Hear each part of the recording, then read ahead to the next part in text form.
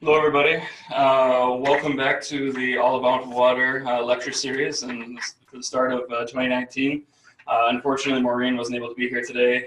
She's away at a conference. So my name is Jay Weeks, a PhD student in the Department of Agronomy, and I'll be sort of hosting the event today.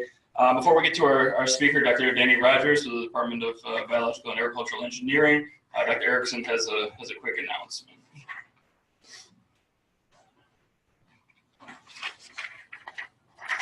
Good afternoon, everybody. I wanted to share with you that we're very interested in issues related to water from the standpoint of stormwater management. And one of the things we're doing is we're going to focus our dialogue on sustainability this July on the topic of climate change and stormwater management. And we had this Labor Day event where we had significant flooding in Manhattan from very high rainfall in the Wildcat Creek watershed. And this was an event due to climate change in part. And so that's our local situation, but we had 50 inches of rain in Houston, and we had a lot of flooding in North Carolina, and so this is a common thing these days. And there's a new national document out that Texas A&M and the University of Maryland did related to this, and so we're going to try and plan our dialogue on sustainability on that topic. And so Saturday, July 20th, put that on your calendar, and I have some information here that I'll pass out to people who are here. And I'm in chemical engineering, and feel free to contact me if you're interested in helping with this. Thank you, Dr. Erickson. Now for our presentation from Dr. Rogers, titled A Review of Irrigation Policy and Technology at Kansas Experience. Thank you.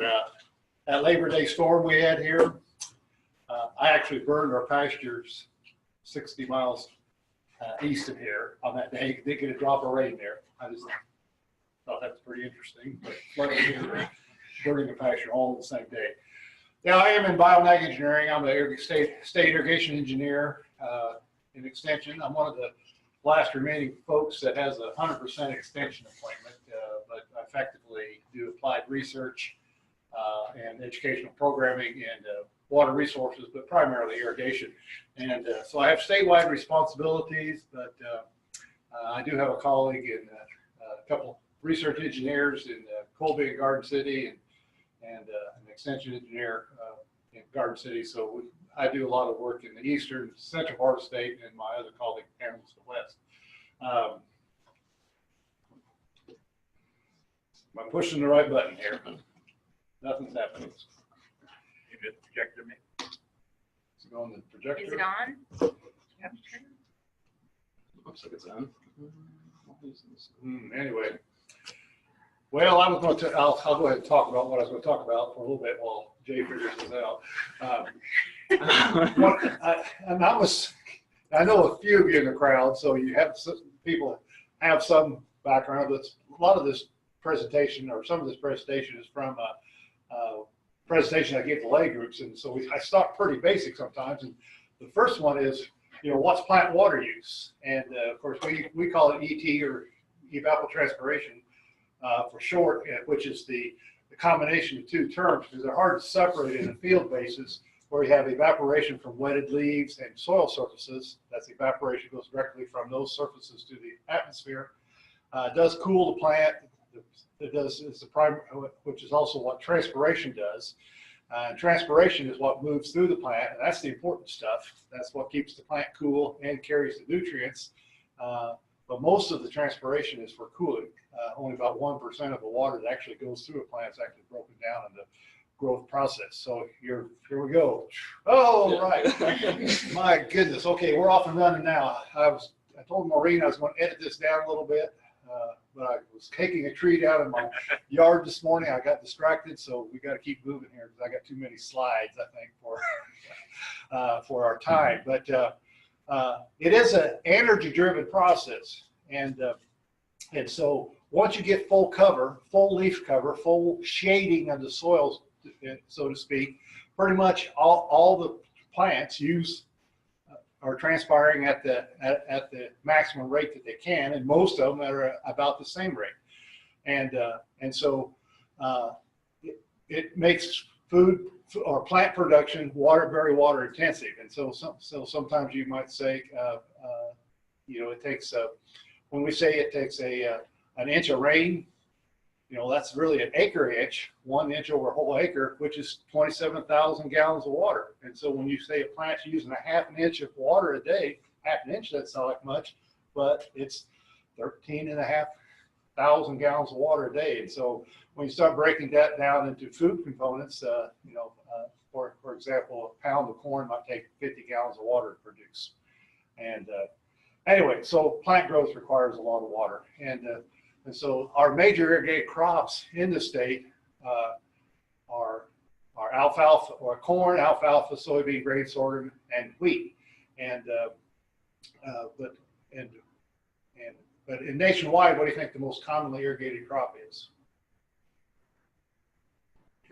Trick question. Oh no, it's not a trick question. Grass, yeah, turf grass. And so when we get concerned about, when I hear people concerned about crop water use, I'm saying, well, at least I can eat what I'm eating. I'm a little concerned when I'm not really big on grass soup. But anyway, but all these crops use, all the summer-grown grain crops, I often hear people talk about, oh, the water-intensive corn. But you can see from these numbers here, they're not all that much different. Most of the difference is the length of time that they're out there, and when they're planted, and that's what makes mostly the difference. But if they were all planted so much at the same time, the same maturity length, they pretty much use almost the same amount of water. But some are more productive than others, and that's where we get. We'll talk about that in just a second. So, but why do we irrigate in Kansas? Okay, so might say corns are dominant irrigated crop. So 22, 24 inches of water a year on typical corn year. Total water budget from emergence to physiological maturity. And so if we so when we look at the average precip, is in Kansas is more than that, about 28 to 30 inches or so, but it ranges from 15 to 45. And so you say, well, you don't need to irrigate in the eastern part of the state. But if we look at the rainfall distributions in the four corners to get some idea of that, you'll see that there's yield limiting water stress in all parts of the state because we have poorly distributed rainfall events. So even in southeast Kansas that gets 45 inches of rainfall, they generally have yield limiting water stress in the summertime. And so we could benefit from irrigation everywhere in the state. And that's why we see irrigation in the U.S. growing in the eastern U.S. now, even though it's relative to Kansas is pretty much like we are here or slightly more, but yet we have some rainfall distribution problems. So if you crunch all the numbers, everything, for corn, our net irrigation requirement ranges from about 14 inches in the west. This is for fully irrigated, well-watered, happy plants, to maybe 6 inches in the east on the average. And so I use this study from Scandia in North Central, which is about on the average rainfall for the state. And it's a long-term study from a while back, and so the yield levels are now lower than what we might expect now. But it still illustrates the point that here's a year in 1991, total crop failure, 3 bushels of corn. A single irrigation at tasseling yielded 124 bushels. So a well-timed water irrigation application have a dramatic impact on your yield potential for your crops that you're growing. And when we get into ornamentals and vegetables, which I try to avoid all the time, you have even more issues associated not only with quantity but with the quality of the product that you're trying to produce. Anyway, if you look at those long-term averages, though, the no irrigation treatments was only 56 compared to, again, a single irrigation at tassel of 141. And if we go down to something that's a little more scientifically based in terms of how the water's applied, that depletion rate, it's a soil-based scheduling method of scheduling, which was common at the time or being promoted at that time. You can see that on the average over that period of time, they put on 1.2 irrigations. So it yielded better than the ones that were getting 2 or 3 because it was timed to the need of the plant based upon the needs.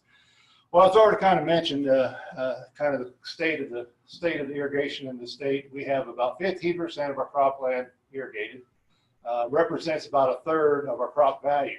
If you break that down to the county basis, though, there's counties in western Kansas that on drier years, 95% of their crop value comes off irrigated land. So it's extremely important as you move further west. I use corn as my base because it is, as you can see there, it's our most dominant crop. About half our irrigated acres are corn. All the crops are doing this. You know, we're the wheat state, but wheat isn't really all that well adapted to Kansas still. I mean, it survives here, and we grow a lot of it because we can reliably grow a little bit. And so it's our second most irrigated crop. Many people find that surprising, although it's dropping over time. But they are getting more productive, and as you see the yield trend, when I started my career, which is, I'm getting ready to retire 42 years ago.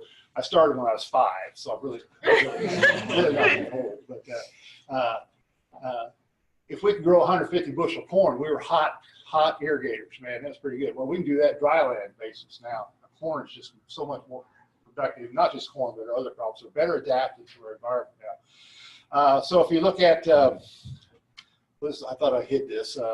These are total acreage. Now, this is irrigated and dry land together. You see that we are shifting from wheat to our grain crops, corn and grain sorghum. We've always been a big grain sorghum producer. So if you look at the trend lines, here where they are, and so in 15 years, Charlie, we're going to be the corn state at this current rate of conversion. Anyway, well, what's the effect though? Most of our irrigation is 2/3 of our irrigation is concentrated within about an hour and a half of Garden City. But irrigation is primarily, most of our acres are in the High Plains Aquifer System, of which the most famous of which is the Ogallala, which is the western 1/3 of the state, and then the Big Bend Prairie and the Equus in south central Kansas are also big aquifer systems. What's maybe most unique about the Equus beds, it's the aquifer in Kansas that's actually has more municipal use out of than ag use. The rest of them are dominated by agriculture. About 85% of all diverted water in the state goes to agriculture, primarily irrigation.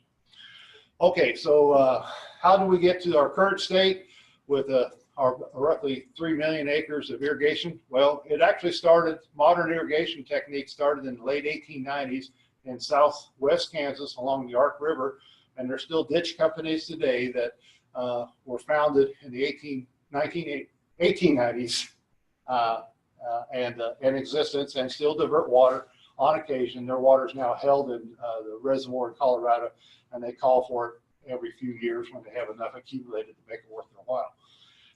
And so we had this small amount of surface irrigation pretty much all through the early part of the 1900s. And surface irrigation at that time was this is the dominant irrigation method in western United States still, although there's more and more sprinkler systems there, where instead of diverting directly out of streams, they often take it out of reservoirs. But here's the diversion works off the Ark River. This one, there was good flow there, just 2016. It was then diverted. We diverted to large canals gradually till you get down to field canals, and then distributed it to the fields. Early on, it was sometimes border and furrow irrigations. I mean, border and basins, or furrows. Then in earliest ones, they would just break those field laterals and open them up. So you're out there trying to shovel them back shut with mud and everything. A big improvement was siphon tubes. So you could siphon water out of the lateral and into the furrow. And even though it's still labor intensive, it was much better control of your water. So even after we began drilling wells into the Ogallala, we had this extensive network of irrigation canals in southwest Kansas. And so sometimes they just supplement the water by the well water directly into the well, but or into the canal. But as we developed gated pipe system, which was a big improvement over the field laterals, you eliminate most of the conveyance loss associated with the laterals, and now you had really more control over the water. And of course, now as we had wells for each field, you could eliminate many miles of laterals, which had to be replaced and remaintained and whatnot over every year. It wasn't like they weren't interested in developing the Ogallala at that time. In 1907, Kansas State actually had an irrigation trial at both Colby and Garden City, looking at well irrigation as a and so they had, these are the pictures from Colby, two wells that pumped into a reservoir to accumulate the water, and then distributed via canals, field laterals, and siphon tubes. It was abandoned in 1920 as non-economical. So they also lost a big recreational use out there at that time. But things started changing in 1945 when Kansas passed the Water Appropriation Act, which it was actually, in spite of its name, is a development act. They said, we know we got water resources out there. Get out there, put them to use. Let's turn this into a resource that's helping the estate. And it did, the fundamentals of the act is that it declared all the water of the state belonging to the people of the state, but you as individuals could use it as long as you followed the appropriation guidelines. And it was actually a protection act, so that if you did develop a water resource, you would be protected from encroachment by others. It's easy to explain in a stream flow situation. If I come out here and I just start diverting water at the headwaters, or where at the bottom of the stream, and then you all go upstream and put up a dam and divert the water, nothing gets to me. I've lost my investment. The basic concept of the Appropriation Act is that first in time is first in right. So if I'm the first one that started diverting there, which is kind of how it happened as we developed the country, when you found a nice stream, you didn't go 10 miles upstream to settle, you settled right there. And the Appropriation Act then says if once you establish that right to use it, to divert water for beneficial use, you would have protection from those upstream. Now, it's not so obvious in a groundwater situation, and that's one of the reasons we probably kind of got into the situation we are here, because here we have this highly productive Ogallala aquifer that has, at the time, even as the act, it was kind of viewed as a limitless water supply, and you could plop a well down there, and it would yield 50 gallons for a foot of drawdown. And so if you had 200 foot and you only needed 400 or 500 gallons a minute, a little bit. You didn't have to have a very deep well to do that, and you weren't concerned if your neighbor over the way put in a well and you had to pump from another half a foot deep to get that water. Didn't affect you from getting your water. Well, that's how it worked for 40, 50 years until now we're so depleted that any loss of saturated thickness is a loss of well yield. Hindsight is always much better than the foresight. And anyway, this Appropriation Act is one of the reasons we kicked off this period of rapid development. It also was also a lot of technological advances that came out of it. This is right after World War II. For all the horrors of war, there are also a lot of technological advances, which included engines, gearheads, the well turbine technology, and of course aluminum pipe. You got all these factories that were making airplanes, also needed something to make. Aluminum pipe was a pretty good option. And also in Southwest Kansas, if you were an irrigator, you could get free energy. They would provide you wellhead natural gas to run your irrigation engines. So there were lots of water, free energy, good technological advances. Let's develop this resource. And so here's each dot represents a pointed a water right, and you see there's a few in the 50s, more in the 60s, 80s, 90s. you know, we kind of shut down in the 80s in western Kansas, but we continue to develop in eastern and central Kansas. Okay, so what's the impact now on the high plains? And so here's his pre-development saturated thickness. Blue is good, lots of thick, high yielding aquifer there. Green is also pretty good. So now let's look now at the current information. A lot less blue and greens there, and that's the impact. We could spend a lot of time talking about that, but for the sake of time, we'll just say that there are some areas that have been seriously depleted, and a lot of, some of those areas, irrigation is no longer an option for them. However, there are large areas here in the central part of the state, in the Big Bend Prairie and the Equus, that although we kind of stressed them in 2011, the aquifer systems are more or less stable for the large areas. So if we look at it from what's our potential? So here's a map that says here's the potential recharge, maybe a quarter of an inch, half an inch in western Kansas. And so if you look at the 200 or 670,000 acres that are above the Ogallala in that area, at that average recharge rate, we could withdraw sustainably about 670,000, I'm sorry, I didn't say it right, 670,000 acre foot. The lowest that we've pulled out of it so far since in modern times is about 2.8 million acre foot. So a little disparity there. We still have to work on that. So if we knew then what we know now, we would have probably stopped development in 1960 in west central Kansas in what's now GMD 1, maybe in the early 70s and in southwest Kansas, late 70s in northwest Kansas. And there's a couple spots over here that are probably a little bit overdeveloped also that are giving us some problems. Another thing going on at this time was in 1952, there was the center pivot patent was issued. And it was sold to Valley in 1954, and had people say, oh, it's the center pivot that caused us to overdevelop the Ogallala. Probably not, because even by 1970, we only had 345,000 acres of irrigation under center pivots. And even by 1978, which I say is the end of the rapid development period, we had about 3.5 million acres authorized. Not all of it was developed, but only 1 million of center pivots. So I'm pretty sure we could have overdeveloped the Ogallala just using surface water technology. So can't blame it on the center pivot. In the center pivot, a quick pictorial of the center pivot. Here's the prototype by Frank Zyvac in 1948 that eventually issued the patent to, that resulted in the Water Drive Valley system. It was they held the first patent, and so, but after that patent ran out, there was like 60 center pivot companies in the U.S.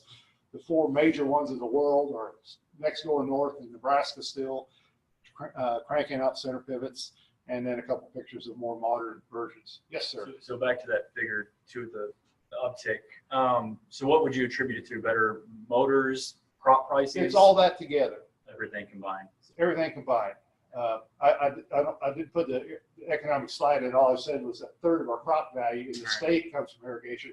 When you go and if you look at that western third, it's like 50–60% of the crop value comes off irrigation. And when you go to an individual county, there's 10 major counties out there that probably 90% of their crop value comes from irrigation. So there was big economic incentives. Again, until it was late 1970s before they even started to have to pay for the natural gas. So it was just the development costs of the water. So it was a no-brainer, particularly, well, even in surface irrigation, there is an investment cost. Even though the fields are relatively flat, there's still usually there's land development costs associated. But no, there was lots of economic incentive for this rapid development period. These platforms, the center pivot platform, though, I mean, there's 4 major pivot companies, but they can be equipped with a whole variety of sprinkler packages. There's fixed plate, little spray nozzles. There's moving plate stuff like spinners and rotators, and there's stuff that oscillate like wobblers and oscillators, And then there's some, and impact sprinklers was the original type of sprinkler package. When you had a high pressure water drive system, there wasn't any reason not to have these because you already had the pressure there. Of course, that was the only option in the 1950s.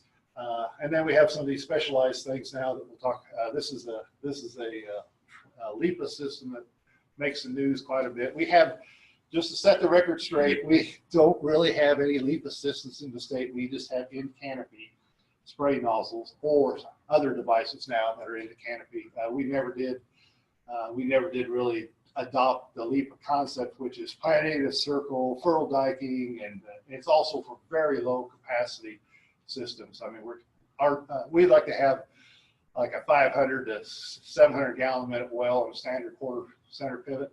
These guys, when they get to these LEPA nozzles, they're talking a couple hundred gallons a minute. They're very limited depth irrigation. Now, we have more and more people that are in that boat now, but even though we have a reputation for having flat fields, they aren't as flat as these fields in Texas. And so we have problems with controlling the water with these used to have. We actually have more of these in canopy devices now, though. I'll talk about in just a second. If you talk to farmers, they're always concerned about evaporation losses and air evaporation is very minimal, even on the impact sprinkler. You can do if you like to do some high-level mathematics, you can calculate the heat transfer of a droplet flying through the air. You can't get more than 1% of it evaporated, even on a big time wide space impact sprinkler. Now you can overpressure the device and turn them into lots of teeny tiny little drops, and you can make that evaporation loss high, but no one's intentionally doing that. Well, I don't know if that's true. I drive around Manhattan, it just drives me crazy. I have 100 PSI at my faucet at my house. You know what most of these hose devices are rated for? 10. So if you send your kid out there and they turn it on all the way, you are putting most of the water up in the air. So either put a pressure regulator on it or only open it about a quarter of a turn, and you'll be okay.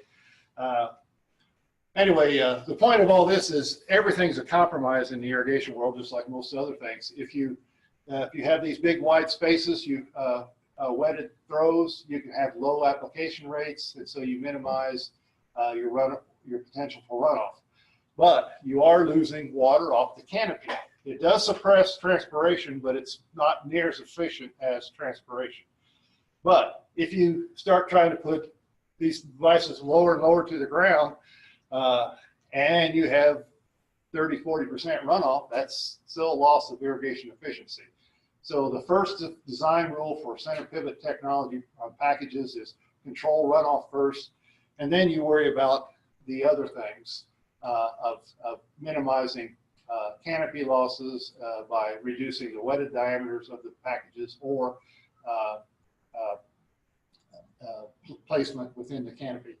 But there is a limit to what you can do, because even if you stretch them out too much, you can see there's some irregularities here, just not getting enough water, so those plants in the middle aren't growing properly. Well, in 1957, this is another big important legislative time, in that they modified the Appropriation Act that did two things, a couple things. It did strengthen the protection of the individual, but it also then, instead of no impairment, I cannot impact your water right, they softened that. They say saying it was knowingly, it would not cause unreasonable economic damage. I thought the words were on there, but I think that's the words. Okay, so now that led us down that path where you have that high yielding aquifer system with lots and lots of water there, and a little bit of regional drawdown doesn't cause an unreasonable economic impact. It says, okay, well, let's keep going. We're okay. We're not violating the legislation. But that kind of opened the door to allow additional expansion in western Kansas. But in 1978, definitely that was the end of just from acres being authorized or appropriated. Up until 1978, it wasn't illegal to divert water from a well or a stream without going under the Water Appropriation Act. In 1978, he says, "Look, we got to get control of this water use. Everybody's got to comply with this." But everyone who had an existing well, if they chose to, could get grandfathered in. There was a couple guys that filed lawsuits saying, "No, you can't do that." And the Kansas Supreme Court says, "Oh, yes, we can. The Water Appropriation Act is true. That water does not belong to you." And they actually lost wells because they said, "No, you can't tell me that I can't drill a well on my own property." So it's a legally established. The Appropriation Act has been court tested. It's a court tested law. At that time, they also passed the Intensive Groundwater Use Control Act, NICUCA, which was a tool that either a group of individuals or the chief engineer to address specific water issues could basically establish an area and have more intensive regulation in that area above what was allowed by the Water Appropriation Act.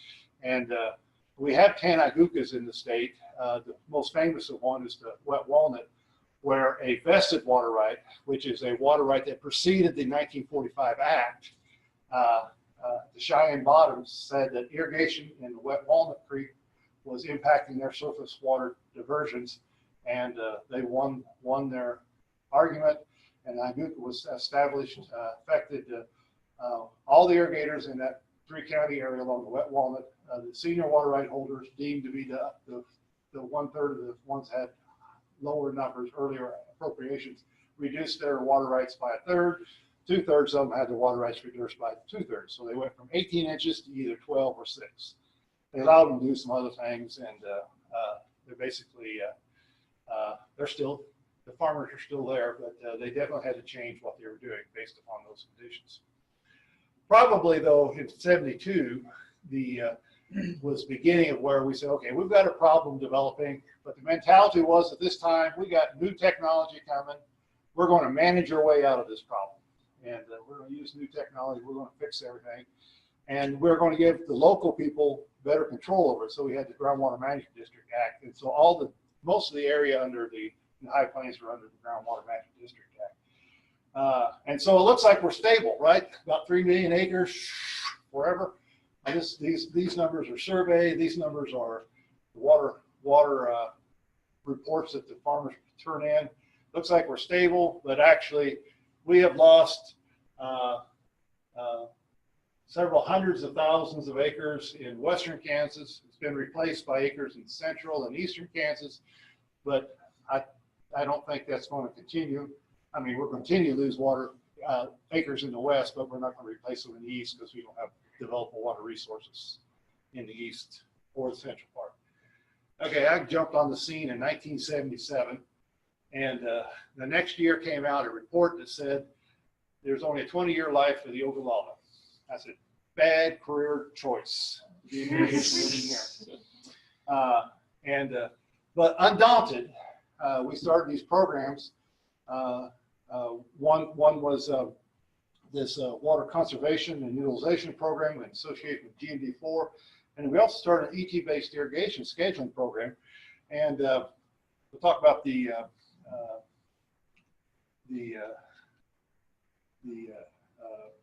water conservation program first. We had like 30 demonstration fields where we were just really monitoring what was going on. But water meters were not required yet. And so we thought, okay, but we knew that there were people pushing for that. And so we wanted to get ahead of that and say, look, water meters are a management tool, not a regulatory device. And actually, if you look at the water reports as these meters were being phased in a few years later, the average reduction in reported water use went down about 1/3 because they were overestimating. They were saying, well, the well drillers, that's 1,000 gallon minute well times the number of hours that they ran, and that's the number they report. And as they started getting better numbers, they were over reporting. And then we were using soil moisture blocks at that time, the gypsum resistant blocks, which worked great on silt loam soils, but you had to go put them in the field. You had to go walk out there to read them. You had to chart it by hand. We didn't even have computers. Yeah. If you wanted to call somebody, you had to go to your desk. I mean, it was, pretty primitive. Actually, I had a Xerox machine as my major my major extension outreach, program. I mean, you had to crank out. My secretary would leave to change clothes when she run the Xerox. It's actually not the Xerox. It's the mimeograph. Oh, yeah. Anyway. Well, we tried to do ET-based scheduling, which is a daily climatic-based irrigation scheduling program. And the reason we were able to start doing it is because I did get a TI 51 or 50A, a programmable calculator. So little magnetic strips in there because I didn't put the slide in. But if you've ever looked at the ET equation, you know, it's about this long and this high. I mean, it's got lots of things. I don't think you could reliably calculate it by hand, even with a calculator. But how do you distribute that daily information when your only tools are a daily radio broadcast or a weekly newspaper? So you can kind of guess that ET scheduling wasn't readily adopted by farmers at that time. But we were promoting it because even the concepts worked well even for soil-based scheduling that we were also doing. But we had a similar one to using soil moisture blocks for irrigation scheduling. But here we used it as our method for scheduling at our research farms. And these, like, it would take 17 pages of notes by the time you got through at the end of the season to run our 6 plots, you know, and you'd have to do it all by hand versus some of the CanSCAD program, which we now provide to farmers for free. And there are commercial options available also. And so we continue to do that. We did do some furrow stuff, just like a surge irrigation program. Since we have about 3% flood irrigation in the state now, I don't do any flood work anymore. We do work on center pivot packages a lot. And I'm just, for the most recent thing we've been doing is trying to convince farmers that the sprinkler package doesn't last forever. Doesn't last forever. And so we would do that by uniformity testing and so here's by the example. This, you know, this is 90% uniform over here. I mean, it looks like a lot, but it's pretty uniform. Versus what happens when you have a big leak. I have moved the connection point between the towers of the center pivot. Here's where nozzle 7's, tower 7 is on, or span 7 is on power span 6. So you have this decreasing water supply because you need more and more water as you go further out, covering more land. Or you have a end gun that ratchets back on the main body. All bad things from a crop production standpoint, all easily and relatively economically corrected. I was going to go back 2 years later. I went back to this farmer, called him up and said, hey, we want to retest your pivot. So I'll have before and after. It was still this way. He did fix the end gun though. Anyway, it's not a high priority. But I use this one as an example. As you said, 2/3 of your acres are on the outer half of your pivot. So when you have a little problem at the outer end of the pivot, in this case, there was a misinstallation of nozzles. They were undersized for some reason. They put too small the nozzles on there when they installed it. They were only getting half the water they should have. And in that area, they normally apply around 12 inches. A very minimal yield response to for corn growing there is 10 bushels per inch. Today, it's more like 15 to 20. You know, so anyway, even at 10 bushels, that was a 500 bushel error every year for $10 nozzle and probably $50 repair. We do work in subsurface drip.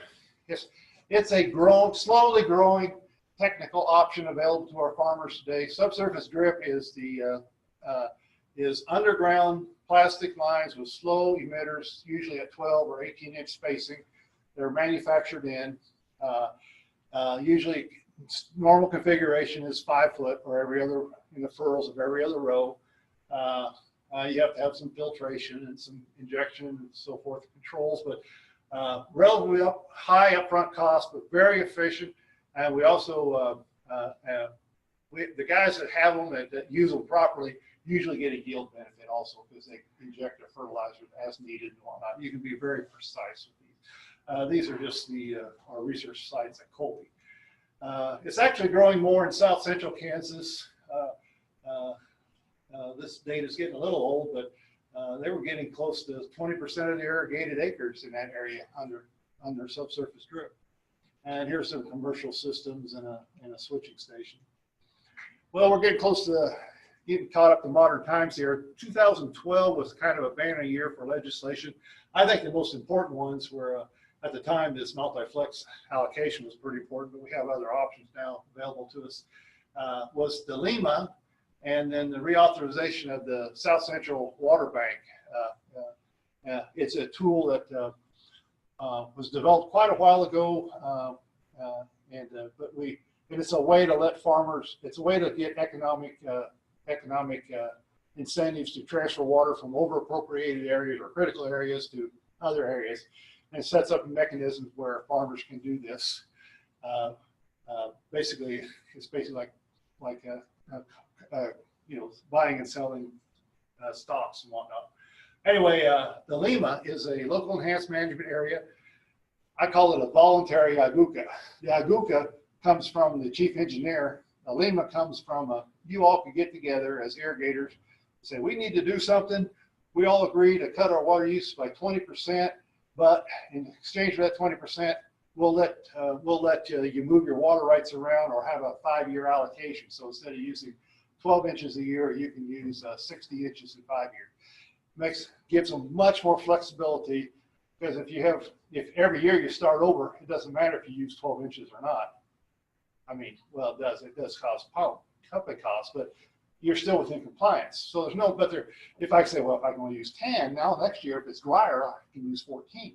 So, and that was what the multi-flex plan did. It allowed them to average over a couple of years rather than 5. So I think that kind of marks that we're entering a new era. And things have been happening since then. In 2013, we did have, 748 of these multi-year flex plans developed. We had a LEMA established in Northwest Kansas, and there was even more stringent enforcement of the individual. Well, they put more stringent enforcement. The DWR was always hesitant to bring down. They only had one hammer. It was the death sentence for a water right. So if you violated your water right, the only thing they could do to you is say, don't do it again or take it away from you. They didn't want to use the death penalty for a minor violation, but they do have a step system now where you could get you get increasingly fined until you get to the death sentence if you overuse your water repeatedly. Okay.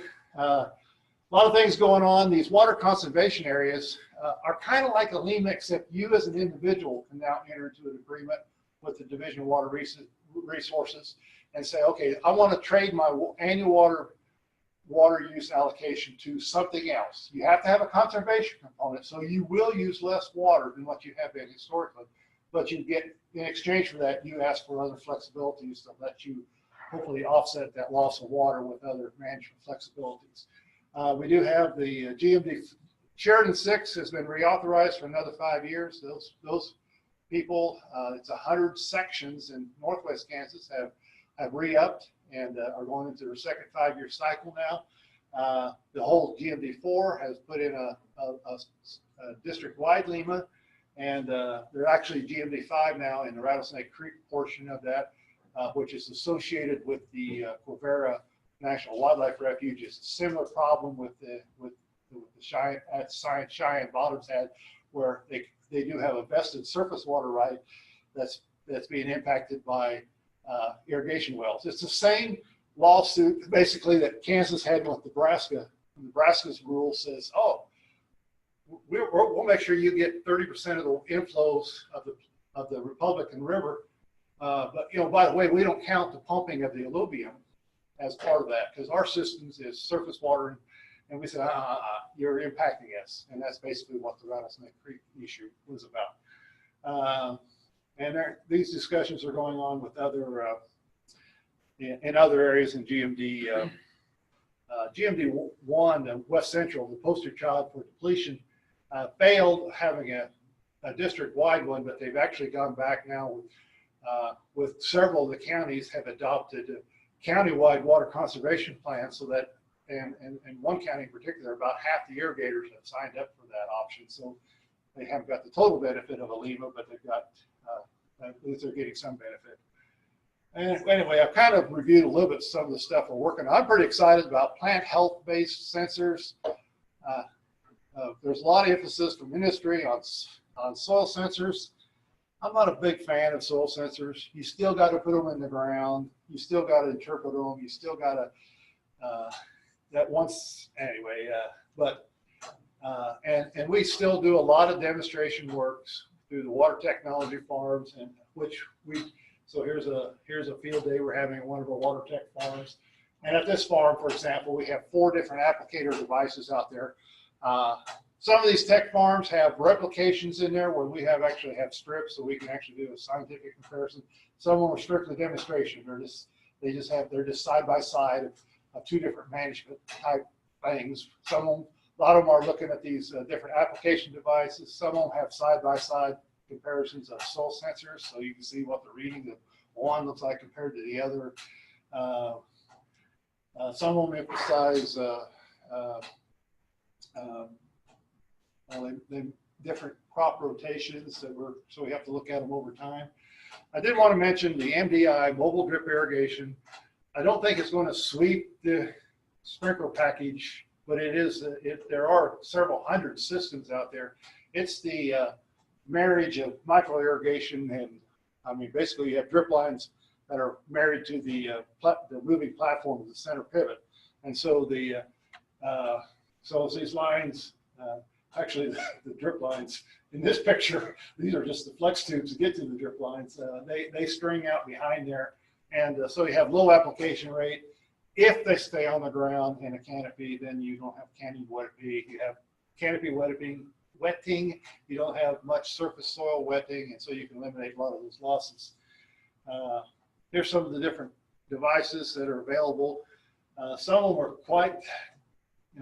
quite intrusive in terms of application versus the little gypsum blocks I used in the 70s. Poke a hole in with your hand probe, stick them in, backfill. I thought they worked pretty well. Pretty.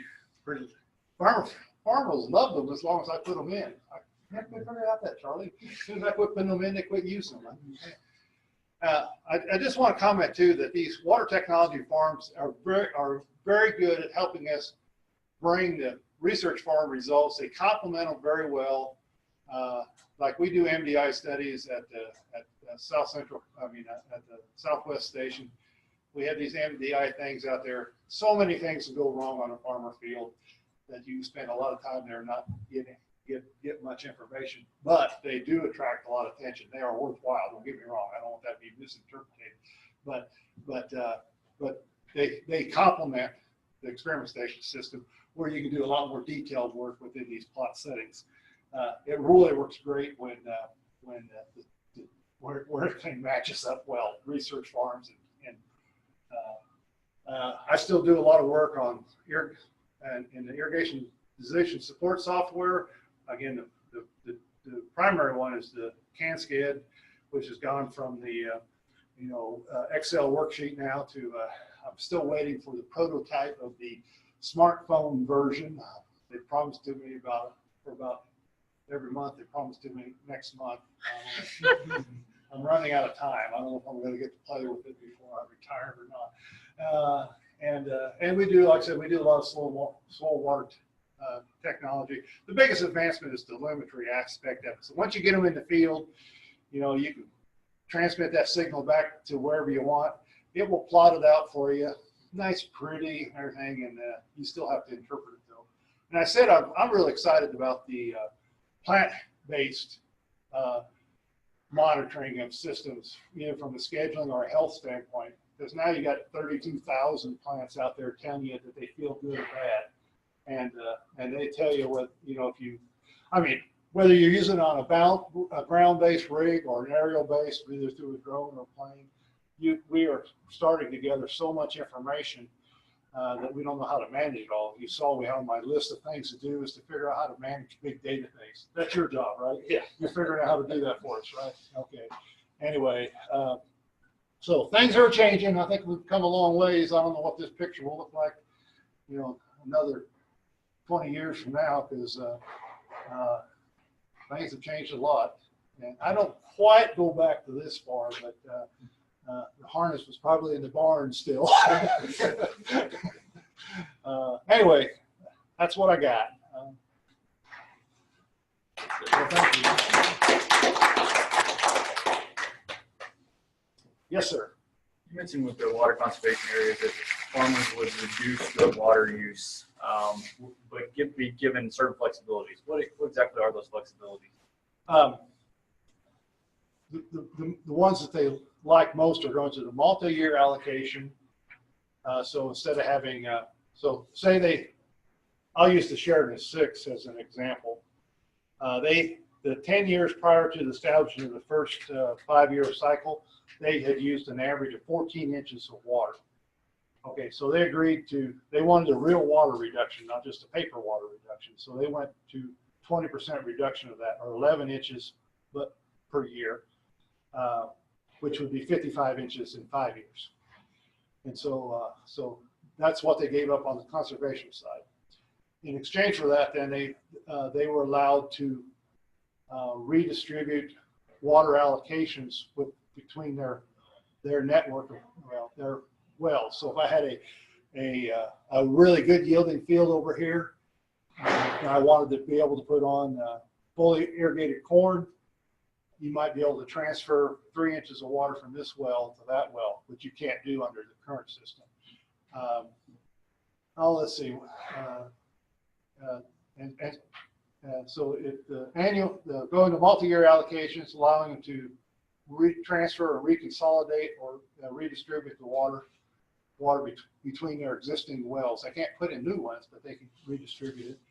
Let's see what else. There's some flexibility on their cropping sequences too. But those two are big ones. How many LAMAs are there?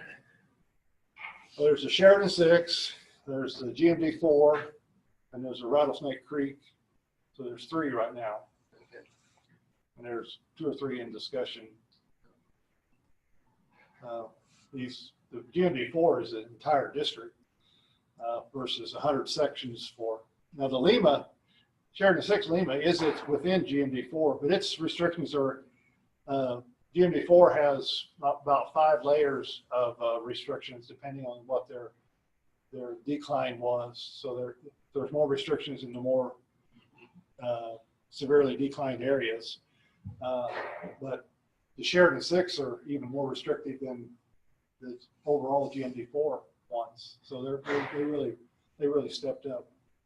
So in all of these, is there still net utilization so that the level's going down? The Sheridan 6 would not stabilize the aquifer. It's just extending at this point. And the rationale is that, every generation we have a whole new level of technology available to us. So as long as we label something, they'll be able to figure out what to do with it. And I thought maybe they did not utilize their full 55. On average, they did not utilize their full 55. They actually used 20% less than their 20% value. And but they weren't willing to bite the bullet because they know that first 5 years they always had average or above precip. So they weren't really ready to say, okay, I'm going to go to the next level. Because if they would go to maybe 8 or 9 inches average annual for that area, they'd be maybe pretty close to getting to a sustainable one. So the best solution is to increase precipitation. That would precipitation covers all the sins of irrigation inefficiency and non-uniformity, and cuts the value very quickly. Yes, sir. Thank you for your presentation. So farmers, they just drill a well, right, and into the aquifer, and they pump the water out, right? But do they pay for the water use? No, the water, they do not pay. Water that's appropriated by the state of Kansas, they don't pay for the water. I mean, they pay for the investment costs, they pay for the pumping costs, but the water belongs to the state, and the state is allowing them to use it because it has an economic impact return to the state. There are a couple exceptions to that. The Kansas Bostwick Irrigation District in north central Kansas, that Scandia area, and also those ditch companies. Those when they receive their canal water, there is a water charge for that, because the water right is held by the district, so they don't pay for the water, but they charge a fee to bring the water to the farmers. So the farmers, even though the farmers have they have an allocation within that system, they actually pay for the water in addition to paying for any of the because some of them now they actually pump it out of the canals rather than divert it out of the canals. So I mean, anything out of the canal, then they'd have to pay for it. So you think that farmers charge the economic value of the water they're using to help facilitate maybe more sustainable uses of water for agriculture? You'd have to change a 1945 court-tested law now. What do you think about that? Like charging water. You just speak up a little bit more to make sure it's caught by the recording. Yeah, the question is, why don't we charge the farmers for the water to to facilitate water conservation?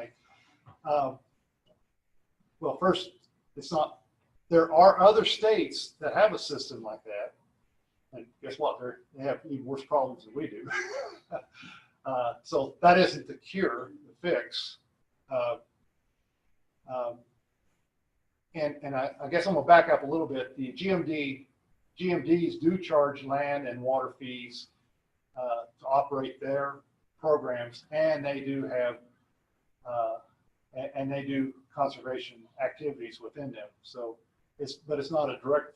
I mean, it's related to the water right, but it was. I mean, again, it's a. Anyway, it's difficult in Kansas for us to implement a water fee on a legal process. We don't call it a water use. We call it a water right. And after you go through this process, it is the same as a property right. Now, if you own land in Kansas, guess what? You have to pay property taxes on it. So yes, they can implement. There are fees implemented on it. But to go back and say, okay, you have this water right that you developed in 1960, and now we're going to start charging you for it. I'm pretty sure it would take many years of litigation for that, and it'd have to reverse the 1978 decision that yes, Kansas does, that the 1945 Water Appropriation Act is indeed the law of Kansas, and so you'd have now when they enter into a LEMA. There's ways around it. When you enter into a LEMA, for example, or an IGUCA, you're actually suspending the Water Appropriation Act, and you're basically putting in its place a term. Here's a term use permit for that water. You haven't given up your fundamental water right, though. That's still back there someplace. And so if this other organization goes away, we revert back to that because that's still a water right. You have to be compensated. You actually have to be compensated for that to not have access to it. They don't guarantee you water. They just guarantee you if there is water, you have the first right to it. It's more of a legal question than I mean, it's a legal issue. It sounds easy, but it's not.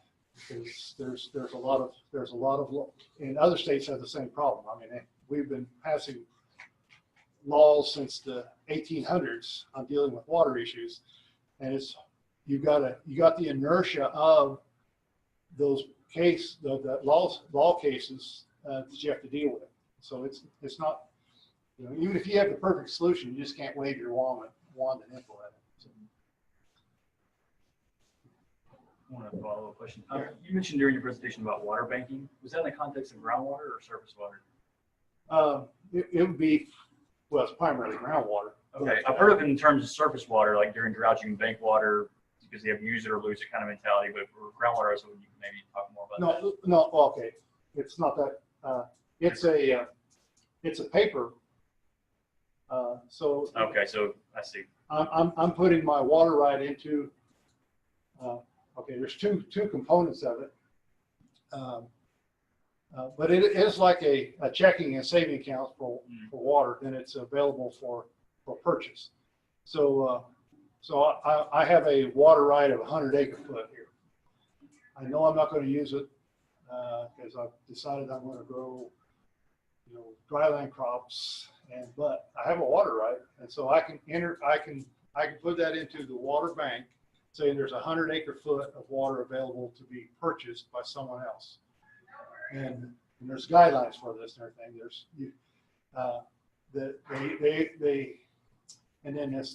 This is restricted within a certain area of the aquifer. Right. They're trying to encourage movement, water use movement from the riparian areas to more remote areas.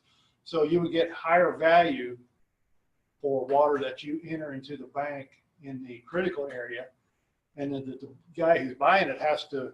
Now he buys the right to use that water, but then he goes to his well that's in a less critical area, and he'll take that water from his well. So it's the paper transfer of a water right from one location to another. But you're being compensated as the one who put it in there, rather than. And I mean, yeah, you said, well, I'm going to grow dryland crops here because I want to help Corvera. But I don't want to give up I mean, you've got a valuable commodity there. A water right is valuable. Right. And so that's a way for you to commercialize it to someone else. Yeah, and I've heard about that in terms of surface water, just not groundwater. So is it almost you said with riparian? So is it a surface water groundwater mix where a surface water user can relinquish their right? Well, there's hardly any surface water rights in the state, and it's not the physical movement of the water; it's the physical movement of the water. Paper, right? I got you. Right. And so, yeah, I'm sure you. I mean, the only one that has surface water rights, like in that Rattlesnake Creek where the water bank is, I think, is only Corvera.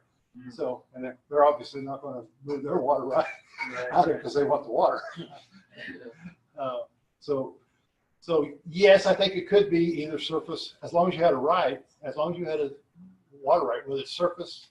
We treat water in Kansas, water is water, whether it's from the ground or from the surface. So yes, but the short answer is yes, you could, but no, there's no surface water rights that are probably in that area, so it's probably wouldn't happen. But that would be one that would be important to not. I mean, if there was one, that'd be great. If someone who had a surface water right chose not to exercise it, but sold it to someplace out of the riparian area, that would have obviously a direct impact on the surface water flows. But I don't believe there's any other. I don't believe there's any irrigation surface water rights in that Rattlesnake Creek. I'm pretty sure because I've been down there a lot. I don't ever remember seeing a diversion dam anywhere. Usually it requires well, that's not true. There are individual diversions in southeast Kansas, but I mean, I'll basically dig a hole in a creek and throw a pump in it. Hope it doesn't get washed away. Any last questions?